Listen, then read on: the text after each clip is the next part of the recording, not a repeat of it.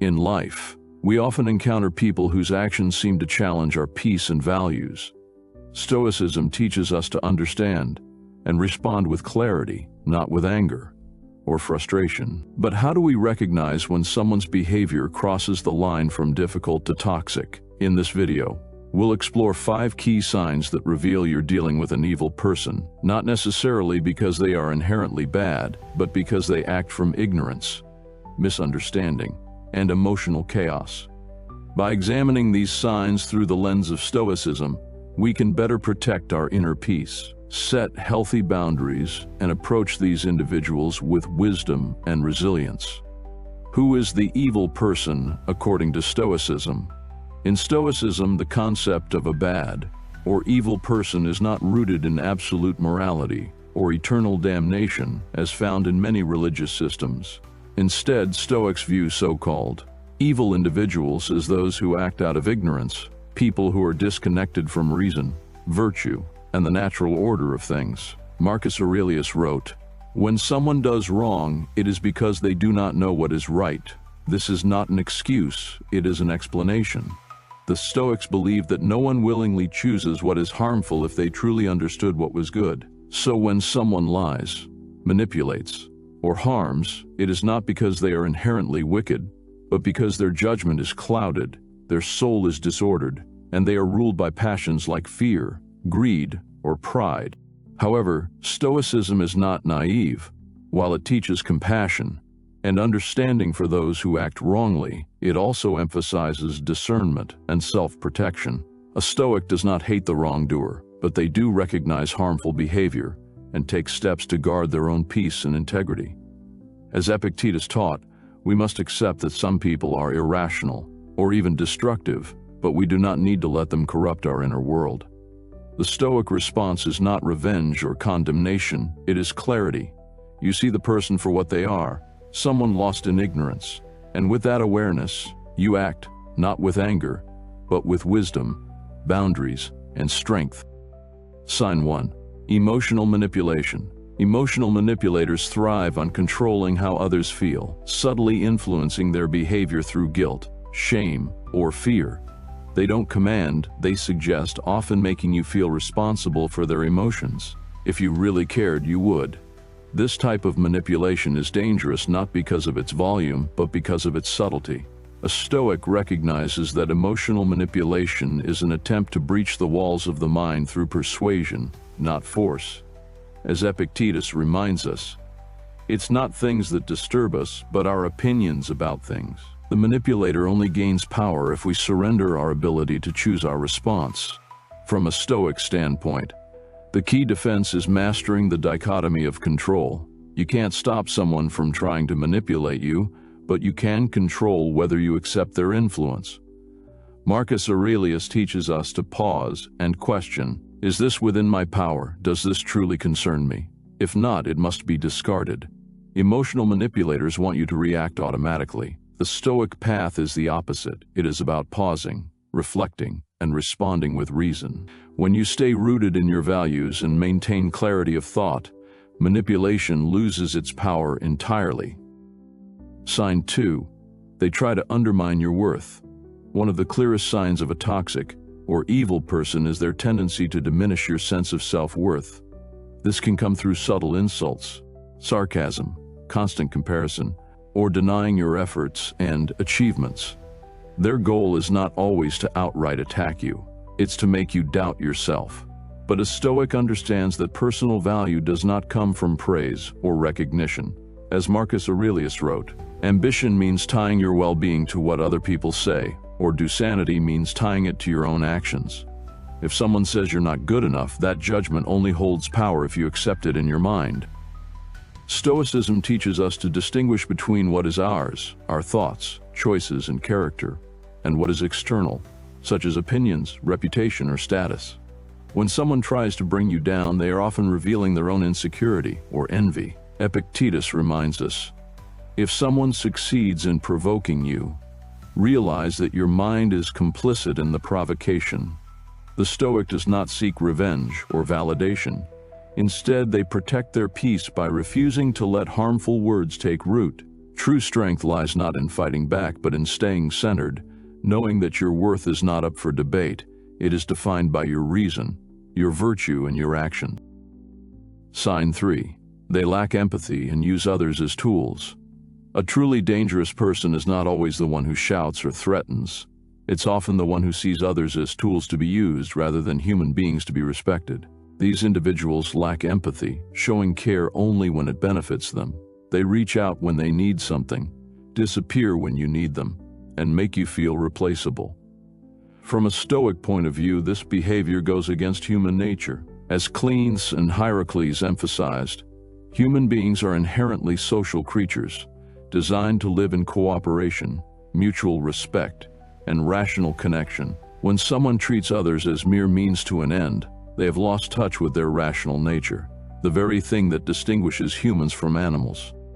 Stoicism teaches that virtue lies in justice, kindness, and fairness, not as emotional acts but as rational duties. A person who lacks empathy and uses others is living under the tyranny of passions like greed or selfish desire. And as Epictetus noted, such people are slaves to what they crave. The Stoic response is twofold. First, don't become like them, as Marcus Aurelius wrote. The best revenge is to be unlike him who performed the injury. And second, set clear boundaries, not with hatred, but with wisdom. You protect your peace not by changing them, but by refusing to participate in a relationship that violates your values. To the Stoic, empathy isn't just a feeling. It's a reflection of inner harmony and respect for reason, both in oneself and in others. Sign 4. They never take responsibility. One of the most revealing signs of a harmful person is their refusal to take responsibility for their actions. Instead of admitting faults, they shift blame to others, to circumstances, even to fate. This mindset is completely opposed to Stoic philosophy, which teaches that taking ownership of one's thoughts and actions is the very foundation of freedom. Epictetus stated clearly, "No man is free who is not master of himself." A person who constantly avoids accountability is not just dishonest, they are in a state of internal chaos, ruled by fear, pride, or shame. Their inability to face reality means they are likely to repeat mistakes, hurt others, and grow increasingly disconnected from truth and virtue. From a Stoic view, refusing responsibility is a rejection of our rational nature. True strength is found not in pretending to be perfect, but in having the courage to acknowledge when we fall short. Marcus Aurelius constantly reminded himself to own his behavior, regardless of external pressures. You have power over your mind, not outside events. Realize this, and you will find strength. When someone consistently dodges responsibility, they are trying to escape the natural consequences of their choices. Yet Stoicism teaches us that we must live in alignment with nature and reason. The Stoic response is not to argue or fix them, but to recognize their behavior as a warning sign. If someone refuses to own their actions, they cannot be trusted to honor yours. Sign 5.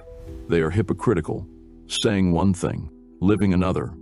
Hypocrisy, when someone says one thing but lives in contradiction to it, is a serious warning sign in Stoic philosophy.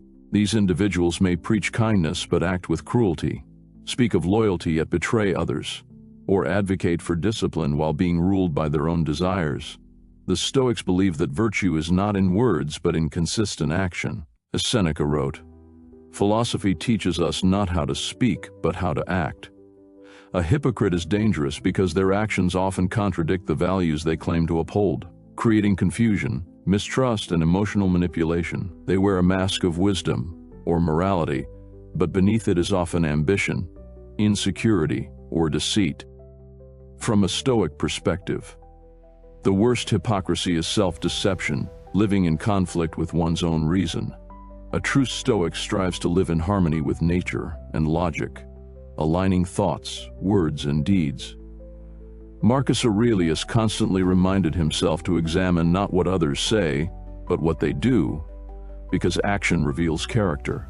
If someone consistently behaves contrary to their stated principles, they are not only unreliable but also lacking integrity, the foundation of trust.